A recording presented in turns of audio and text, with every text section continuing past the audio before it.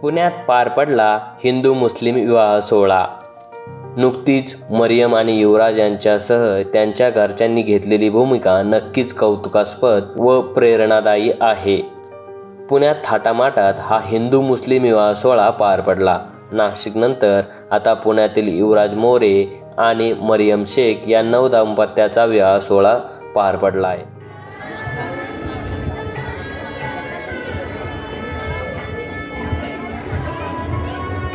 इकडे बघ दादा, इकडे बघ तुम्ही दोघं जण।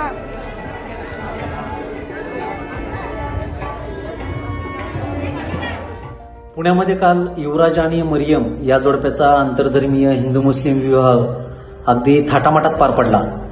दोन्ही घरच्यांचा या लग्नाला पूर्णपणे पाठिंबा होता, सहकार्य होतं, त्याच्यामुळे हा विवाह पार पडला। या लग्नाला कुठल्याही प्रकारचा अडथळा आला नाही, कुणीही हा विवाह थांबवण्याचा प्रयत्न केला नाही। एकीकडे पुणे आणि नाशिकचं जे काही प्रकरण आहे, या प्रकरणाला लव्ह जिहादचा रंग देण्यात आला होता। हा विवाह थांबवण्यासाठी इथल्या कट्टर विचारधारेच्या लोकांकडून पूर्णपणे प्रयत्न केले गेले, परंतु नाशिकमधला विवाह काही सामाजिक दबावामुळे, राजकीय दबावामुळे हा विवाह पार पडला। परंतु पुण्यातला जो काही विवाह आहे, या विवाहामध्ये मुलगी मुस्लिम आहे, मुलगी जर हिंदू असती तर इथल्या कट्टर विचारधारेच्या लोकांकडून पूर्णपणे हा विवाह कसा होणार नाही यासाठी पूर्णपणे प्रयत्न केले गेले असते, अडथळे आणले गेले असते, लव्ह जिहादचा रंग देण्यात आला असता या प्रकरणामध्ये।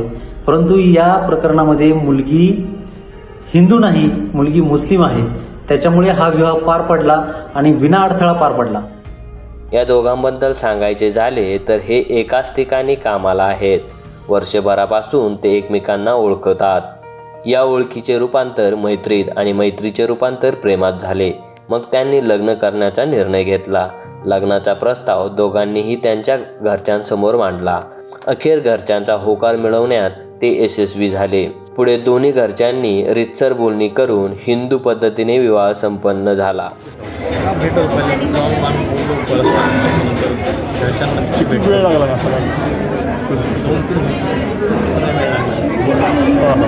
एक वर्षातच आमचं रिलेशन पूर्ण, म्हणजे आता पुढच्या महिन्यामध्ये आमचं रिलेशन संपलं, एक वर्ष पूर्ण होईल। म्हणजे घरच्यांना सगळं भेटवलं, सहमती घेतली, थोड्या